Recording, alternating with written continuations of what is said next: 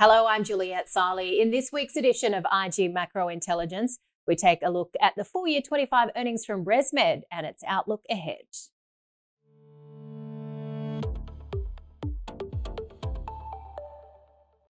Medical technology firm ResMed was straight out of the blocks this August reporting season with strong full year 25 numbers. The company posted a 10% rise in full year 25 revenue to $5.15 billion US. Net income rose 37% to $1.4 billion US. Margins improved thanks to supply chain efficiencies and currency tailwinds. In the fourth quarter alone, profit jumped 30% to $380 million. ResMed also lifted its quarterly dividend by 13% to 60 US cents. Now, growth was driven by solid demand for sleep devices and ResMed expanding its digital health offerings. CEO Mick Farrell told AusBiz the results show strong momentum heading into full year 26 as ResMed continues investing in innovation and its connected care platform. Great quarter in Q4, but more important than that, it was a great year. We just finished our fiscal year 2025 in June 30 and had really solid growth across the business. I think, a couple of years ago, people were saying, gosh, what's happening in sleep apnea? There's not a lot of awareness. You've got a billion people out there, but how are you going to get them into the funnel? How do you do this demand generation, demand curation, and demand capture?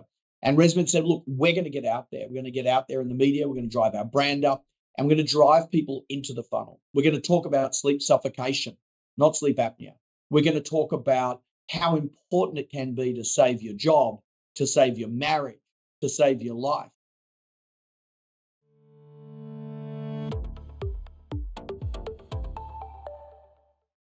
Well, Morgan Stanley analysts say ResMed's result was ahead of expectations, partly supported by FX benefits and its recent acquisition of Virtuox. ResMed's ASX-listed CDIs are up more than 30% over the past 12 months, and ASX TradeWatch data show the stock is in a strong bullish trend, confirmed by multiple indicators. Morgan Stanley remains overweight the stock after its results, with analysts saying they continue to see a favourable growth outlook and increased uptake in addressable markets, reflecting increased diagnosis and awareness of sleep apnea.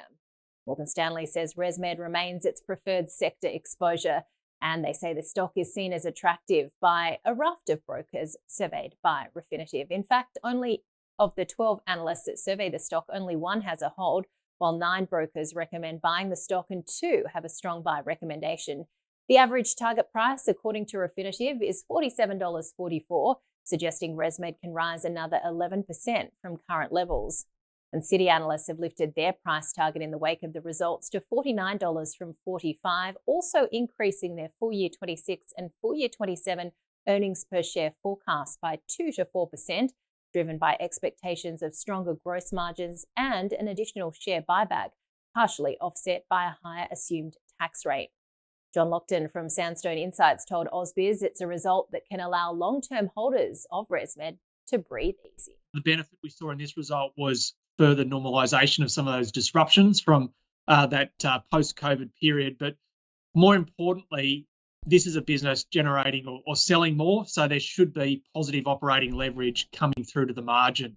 And that's what we've seen, and I think there's enough clues there for the market to think about overnight upgrading their long-term margin assumption for ResMed. So, look, we've been a buyer of the stock for the last 24 months. We continue on that.